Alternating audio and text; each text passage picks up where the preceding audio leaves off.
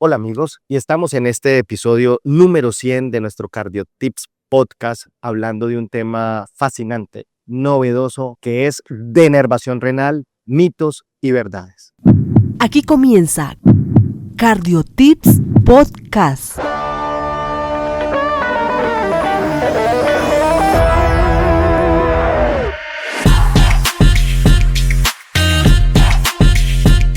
Para este tema de hoy tenemos aquí al doctor Alejandro Sánchez. Él es cardiólogo intervencionista, cardiólogo clínico también en nuestro país, un gran amigo personal y experto en denervación renal. Por eso vamos a hablar del tema de hoy. Bienvenido, Alejandro, muchas gracias a nuestro Cardio Tips Podcast. John, es un gusto estar acá y celebrar contigo este episodio número 100. Pues es un episodio sufrido porque realmente 100 episodios de nuestro Cardio Tips Podcast es un agradecimiento a los que lo escuchan, un agradecimiento a los que nos han colaborado y a los temas tan importantes que hemos tocado para nuestra población académica. Muchas gracias. Felicitaciones porque el contenido es fantástico y de muy buena calidad. Bueno, muchas gracias, Alejandro. Y yo, ya para iniciar en el tema, porque ya que lo tengo aquí al lado, me gustaría en primer lugar que nuestro público entendiera de una forma fácil qué es una denervación renal. Excelente. Entonces es un procedimiento endovascular mínimamente invasivo que busca inactivar los nervios simpáticos que se encuentran alrededor de las arterias renales. Entonces, a través de un dispositivo que se introduce dentro de las arterias renales, nosotros liberamos una energía que afecta al plexo simpático que se encuentra alrededor de las arterias renales y con esto disminuye esa hiperactividad simpática que termina generando esa hipertensión arterial de difícil control. Pues muy bonito esa definición porque realmente es práctica, clara, y supongo yo que ya al quitar esas conexiones simpáticas, ese estímulo de adrenalina, noradrenalina y de la carga catecolaminérgica no llega al riñón. Exactamente. Realmente por vías aferentes y eferentes hay una conexión entre riñón y cerebro. Y adicionalmente se generan una serie de mecanismos, tanto a nivel renal como a nivel cerebral, que tienden a favorecer esa elevación anormal de la presión arterial. Y al eliminar esa conexión por la inactivación de los nervios, todos esos mecanismos retroceden o desaparecen y con eso se puede lograr un mejor control de la presión arterial. Muchas gracias, doctor Alejandro, por explicarlo tan sencillo y tan práctico. Ahora, este es un procedimiento mínimamente invasivo, pero es un procedimiento invasivo. Ahí es donde uno viene, por ejemplo, en las indicaciones. Yo como cardiólogo clínico sé que cuando tengo un paciente con hipertensión arterial refractaria, por definición más de 3 antihipertensivos, donde uno de ellos debe ser un diurético, yo pregunto, ¿es muy estricto que tenga o deba tener este tipo de diagnóstico y este tipo de escalonamiento para uno pensar en poder llevar a un paciente a una estrategia de denervación renal? John, fíjate que la historia de la denervación renal ha sido dinámica y evolucionando de manera muy interesante. Inicialmente, los primeros pacientes eran aquellos pacientes refractarios, inclusive con 5 o más drogas antihipertensivas, con muchos años de hipertensión donde ya el daño a órgano blanco estaba establecido. Y realmente era poco lo que podíamos nosotros ofrecer con cualquier método para tratar de controlar la presión arterial y reducir el daño causado por esta enfermedad. Hoy en día se entiende, a la luz de la evidencia de los estudios clínicos que tenemos disponibles y que han sido publicados, que la denervación renal tiene un impacto en reducción de milímetros de mercurio que tiene una traducción en reducción de riesgo de eventos cardiovasculares. Y por eso las guías más recientemente publicadas, la guía de la Sociedad Europea de Cardiología y la guía de la Sociedad Europea de Hipertensión, han considerado la denervación renal en pacientes que no logran el control de la presión arterial con 3 o más medicamentos o inclusive sin llegar a tener 3 medicamentos, pero que tengan un perfil de riesgo cardiovascular alto. Porque sabemos que esos pacientes son una bomba de tiempo y el paciente hipertenso no controlado de alto riesgo cardiovascular puede tener un evento cardiovascular, principalmente un stroke o un infarto agudo de miocardio en cualquier momento. Y esta intervención ha demostrado reducir de forma efectiva esos niveles de presión arterial. Entonces ahí vamos aclarando mitos y unas nuevas verdades, porque realmente siento que en la práctica previa derivábamos pacientes a este tipo de estrategias, digo yo tarde, ¿sí? porque si actuamos antes, si vemos un perfil de riesgo, si tenemos una SCB score muy elevado y es un paciente sin metas, creo que debemos actuar más temprano. De acuerdo. Entonces, y eso es lo que las guías están reforzando hoy en día. Perfecto, doctor Alejandro, muchas gracias. Ahora viene otro punto también que creo que es importante. Yo tengo en mis contraindicaciones, por ejemplo, cuando tengo una hipertensión secundaria, cuando tengo un feopromocitoma, cuando tengo otro tipo de causas de esa hipertensión arterial, no pensar en una denervación renal, pero yo tengo un grupo en el cual tengo esa duda, ¿sí? La apnea del sueño. La apnea del sueño hace parte dentro de los génesis de hipertensión arterial secundaria. Sin embargo, siento yo que no existe ninguna contraindicación para uno pensar tempranamente en un paciente de riesgo para tratar de una forma más efectiva en un momento dado esa hipertensión secundaria por apnea del sueño, pero yo no veo una justificación para contraindicarlo. De acuerdo, John. Sí, yo creo que es muy importante entender que el protocolo de selección de pacientes candidatos a denervación renal parte de varios puntos. Como tú bien comentabas, la hipertensión secundaria es algo que siempre debemos descartar, pero yo quisiera ir un poquito antes a lo que es la revisión de la prescripción de medicamentos. Tenemos que garantizar que el paciente tenga una combinación con efecto sinérgico antihipertensivo recomendada por guías para poder decir realmente que el paciente no responde al tratamiento. Eso en primer lugar.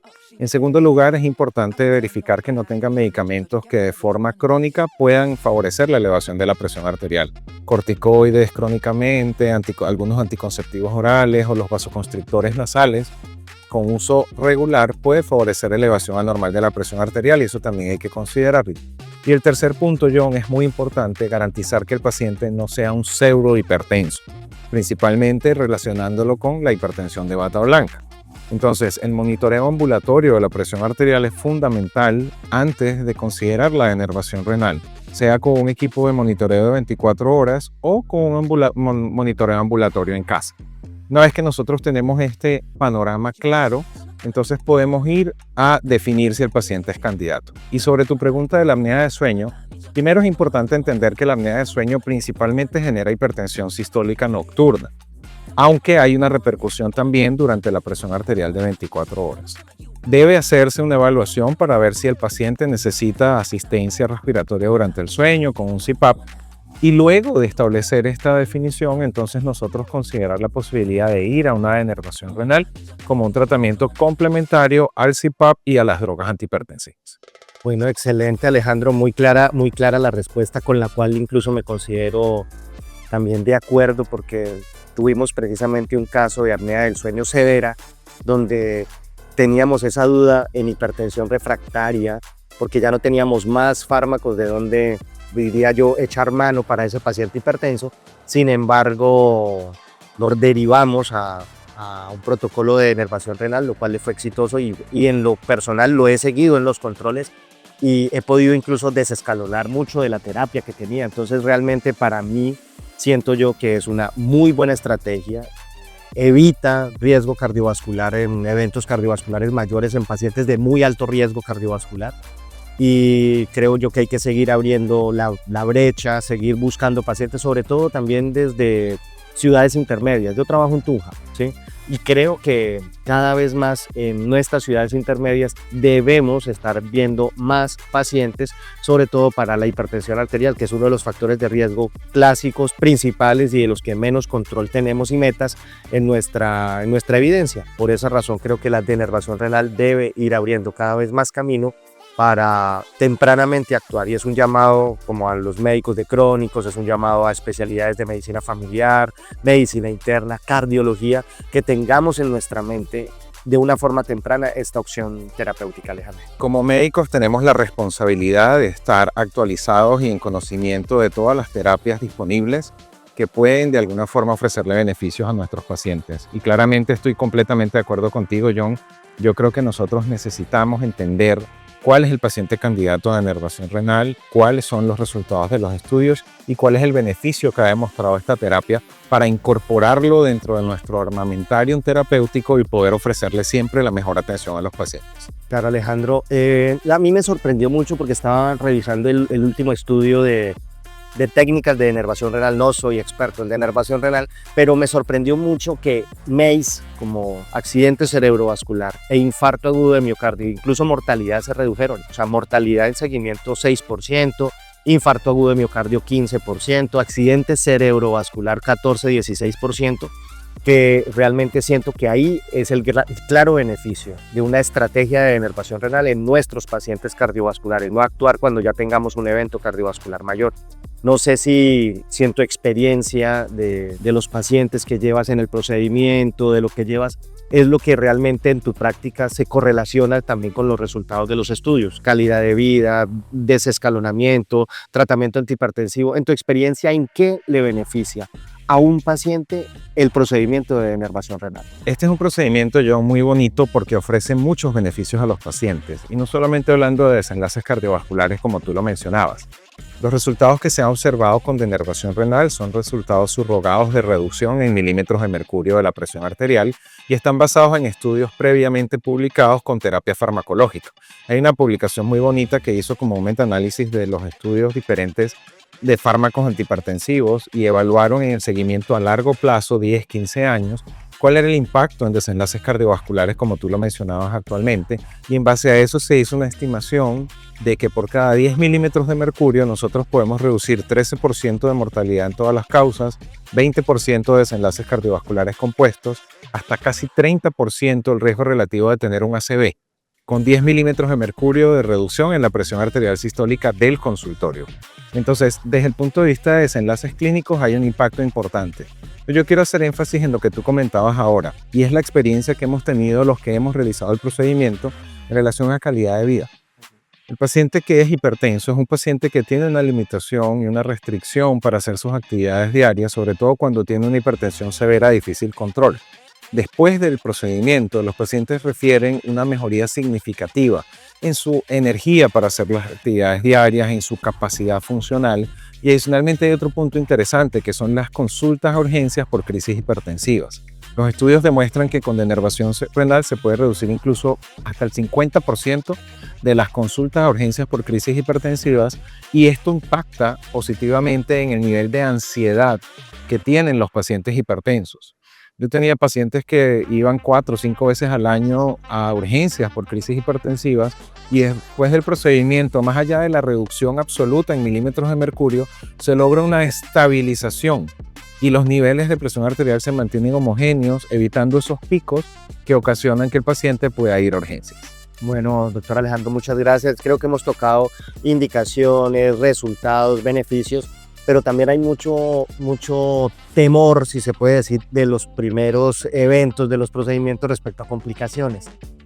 ¿Qué opina usted en este momento de las complicaciones en porcentajes o en probabilidades, o cuáles son las complicaciones más graves o las menos frecuentes o las más frecuentes respecto al procedimiento per se? Bueno, te cuento, John, que uno de los aspectos más positivos de esta terapia es su perfil de seguridad. Claro. Desenlaces cardiovasculares mayores son cercanos al 0%. Estamos hablando de menos del 1%, incluso en seguimientos a 3 años. Las complicaciones que más frecuentemente se pueden observar son las complicaciones vasculares relacionadas con una punción femoral, que es por donde se realiza el procedimiento. Puede haber un poquito de dolor lumbar posterior al procedimiento, es un dolor leve y se maneja con analgesia oral sin ningún tipo de complicaciones. Desde el punto de vista de la tasa de filtración glomerular, que es otro punto importante, estamos manipulando el riñón y de pronto algunos nefrólogos se habían preocupado en algún momento de que pudiéramos impactar negativamente en estos mecanismos de control de la tasa de filtración. Se ha evidenciado que no hay ningún impacto negativo en la tasa de filtración glomerular y que la reducción que se observa va de la mano con el envejecimiento renal normal esperado en la población adulta. Entonces yo te diría que realmente desde el punto de vista de seguridad, siempre que el procedimiento sea realizado por una persona certificada, entrenada y que tenga la capacitación apropiada para realizar el procedimiento, tiene un perfil de seguridad muy bueno y con un riesgo de complicaciones graves muy bajo. Bueno, doctor Alejandro, pues en resumen, es un procedimiento seguro, es un procedimiento efectivo, es un procedimiento seleccionado para un tipo de población específica y con unos claros beneficios en riesgo cardiovascular, en reingresos por crisis hipertensivas y en control óptimo de la terapia antihipertensiva. Así es, John. Y un punto final que de pronto me gustaría recalcar es que la reducción de la presión arterial en milímetros de mercurio después del procedimiento es progresiva y sostenida en el tiempo. Qué bueno. Nosotros no podemos catalogar un paciente que a los 3 meses tuvo 8 milímetros de mercurio o 10 milímetros de mercurio de reducción como el efecto de la denervación renal. La evidencia nos demuestra que en el tiempo va progresando esa reducción y no va de la mano con aumento en el número de fármacos o titulación de la dosis. Antes, aproximadamente el 60 a 70% de los pacientes requieren reducción de dosis de fármacos o eliminar alguno de los grupos antihipertensivos porque la presión arterial empieza a estar incluso por debajo de lo que nosotros consideramos como metas. Entonces, siempre tener en mente y hablar con el paciente y decirle, su presión va a ir bajando progresivamente.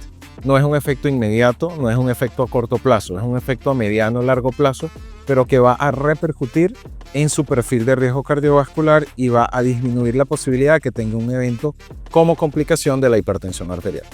Bueno, doctor Alejandro, realmente quedamos enterados del tema, quedamos teniendo en nuestro arsenal terapéutico esta gran opción mínimamente invasiva para nuestros pacientes hipertensos. Muchas gracias por aceptar nuestra invitación en CardioTips Podcast. Y si le pudieses dar un consejo en este momento a los estudiantes, a los residentes, a los cardiólogos y profesionales de la salud que escuchan nuestro CardioTips, ¿qué les aconsejarías a seguir su profesión? Siempre les recomendaría que escuchen a sus pacientes y que de alguna manera les den la oportunidad de expresar sus quejas, sus expectativas y sus necesidades. Muchas veces damos por sentado que para el paciente lo más importante es un impacto en mortalidad o que para el paciente lo más importante es el número de fármacos antihipertensivos que toma. Y realmente no siempre es así. Y el impacto que tenemos con las terapias que usamos hoy en día puede ser mucho mayor si nosotros entendemos qué es lo que el paciente necesita y qué es lo que el paciente nos está solicitando. Muchas gracias, Alejandro. Qué bonito consejo. Creo que a veces nosotros, como su merced lo dice, damos por sentado cosas y lo que a veces piensa nuestro cerebro como médicos no es lo que quiere nuestro paciente que está enfrente. Escucharlo. Yo tengo una frase en los estudiantes que digo, hay que escuchar a los pacientes porque usualmente el paciente tiene la razón y realmente esa relación médico-paciente hay que seguirla construyendo. Muchas gracias, doctor Alejandro, por estar en nuestro CardioTips Podcast. Y recordemos, amigos, a cuidar el corazón hasta el último latido. Sigue al Dr. Conte en sus redes sociales, Facebook, Instagram, YouTube y TikTok.